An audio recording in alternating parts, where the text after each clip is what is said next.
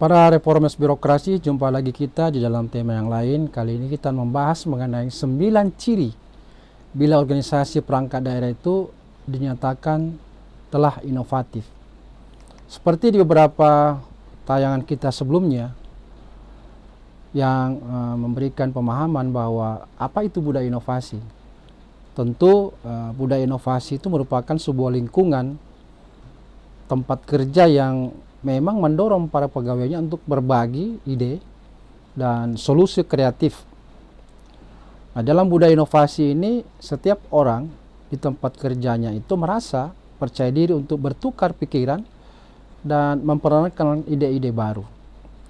Nah, jika lingkungan budaya sudah tercipta, maka organisasi itu akan diuntungkan.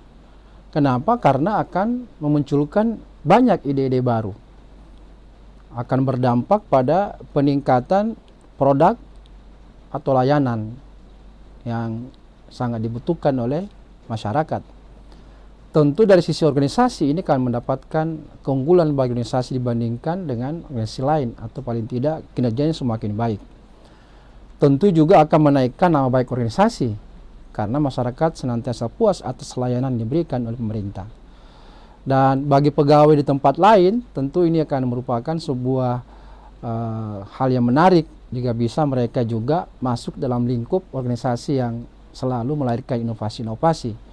Dan secara internal tentu akan meningkatkan kepuasan para pegawai dalamnya. Karena seperti kita seringkali bahas bahwa pegawai-pegawai inovatif diharapkan akan mendapatkan insentif dari berbagai macam bentuk akibat daripada prestasi yang mereka tampilkan di dalam organisasinya.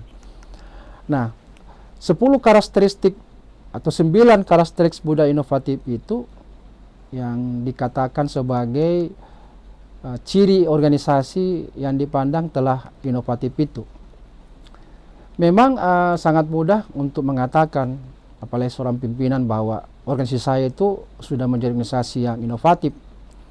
Tetapi seperti kenyataannya, apakah pimpinan tersebut di mana dia memimpin organisasi itu sudah memiliki karakteristik seperti yang kita kemukakan ini? Kalau tidak, berarti belum. Apa itu karakteristik atau ciri ya bahwa organisasi perangkat daerah yang mereka pimpin itu sudah memiliki budaya inovatif? Yang pertama, para pimpinannya itu memberikan peluang secara aktif kepada para pegawai. Jadi para pegawai itu diberi keleluasaan secara aktif untuk melakukan identifikasi, kemudian bahkan pekerjaan-pekerjaan lain itu dikurangi bebannya karena akan diberi tugas lain, yaitu inovasi, sehingga pekerjaan mereka itu prioritasnya adalah menghasilkan ide-ide dan inovasi. Kemudian para pegawainya itu diperdayakan dengan tepat secara berkelanjutan, sehingga akan ada kejelasan apa yang harus dikejar dan mengapa harus dikejar oleh pegawai. Ciri yang ketiga adalah menyiapkan pendanaan kepada ide-ide kreatif yang dipandang memadai. Jadi ide-ide baru ini seperti kita ketahui membutuhkan sejumlah dana untuk mewujudkannya menjadi inovasi. Oleh karena itu, pimpinan harus menyiapkan pendanaan, harus menyisihkan anggaran terkait dengan ide baru yang muncul, sampai kepada bagaimana ide tersebut menjadi inovasi yang harus diuji cobakan sehingga menjadi inovasi yang berhasil. Nah, jika ini tidak disiapkan, tentu ya ide yang baik ini akan mati. Karena itu pendanaannya harus bisa mencukupi, bahkan dilindungi jika ingin diambil oleh pihak lain. Karena itu memang harus dianggarkan di awal tahun penganggaran. Ciri yang ketiga adalah adanya keteladanan atau ada peran dari pimpinan di dalam mendorong inovasi. Karena itu para pemimpin yang memang memiliki budaya inovatif ini harus bisa melakukan lebih dari hanya sekedar mengangguk pada inovasi yang ada. Tetapi para pimpinan wajib memang menghadiri pertemuan-pertemuan yang digagas oleh bawahan dalam rangka untuk melahirkan ide-ide menjadi inovasi.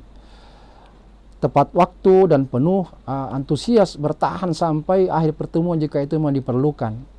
Bahkan pimpinan seperti ini aktif dan bahkan menyumbangkan ide dan perspektif mereka berkaitan dengan gagasan pemikiran yang tengah berlangsung di dalam rapat-rapat para pegawai.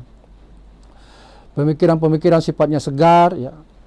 Bahkan seorang pimpinan seperti ini akan menghindari perilaku yang senantiasa menyalahkan atau mungkin bahkan menilai mengenai ide-ide baik atau buruk itu, dan memberikan kepercayaan kepada para pegawai untuk mengambil keputusan mengenai ide mana yang layak untuk ditingkatkan menjadi inovasi.